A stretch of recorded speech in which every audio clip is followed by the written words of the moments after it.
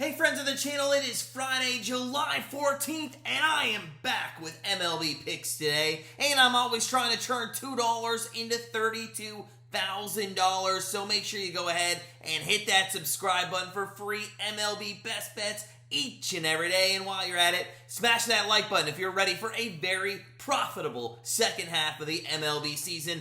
I know I am, so without further ado, let's dive in to the matchup between the LA Dodgers and the New York Mets, and we will come out of the All-Star break, and the Dodgers are right where we thought they might be in first place in the NL West. Now, they sit at 51-38 on the year, and yes, they are tied with the Arizona Diamondbacks, but they are 7-3 over their last 10 games, and they look like they might start pulling away from the rest of the division. Now, Julio Urias will get the start today for the Dodgers, who has not really had the best year up till this point. He's 6-5 with an ERA nearing 5, but he does have a 1.18 whip.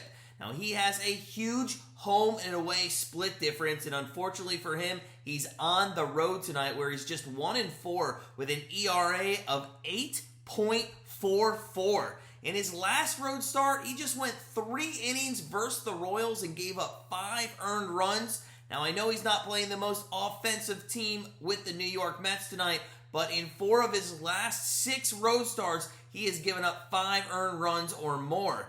Now, the Dodgers' pen is fully rested off the break, so when Urias does come out, they should at least be able to manage and contain any damage that he had, right? Well, I think that's wrong, because they have the 8th worst ERA in the league, and they give up the 5th worst batting average to opponents. So I think the Mets are going to come out and hit tonight, and they better, because the Mets come into this matchup 18.5 games out of first place in the NL East and 7 games out of a wild card spot. They will turn to once feared Justin Verlander, and although the guy is pitching well this season, not many fear him anymore. He's 3-4 on the year with a 3.60 ERA and a 1.2 whip.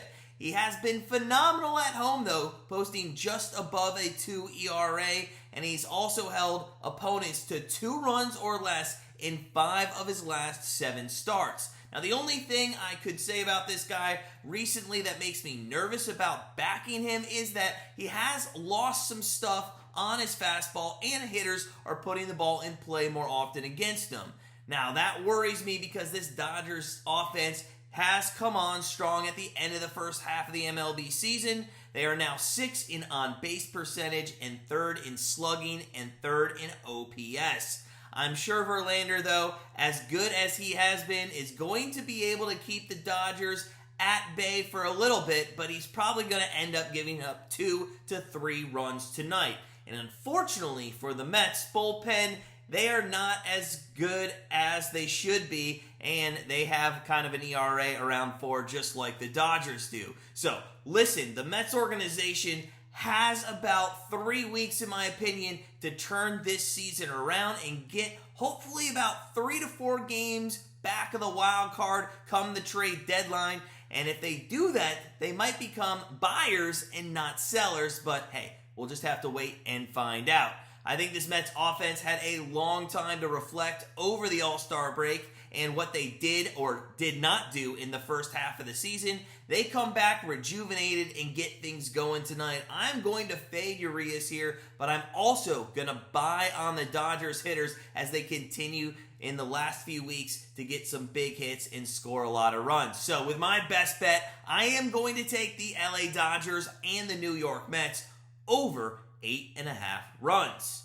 Now that takes me to my streak bet where I'm trying to turn $2 into $32,000. Will I do it? Absolutely not. In the first part of the season, we did get up to over halfway once. Let's see if we can't get over halfway at least once again.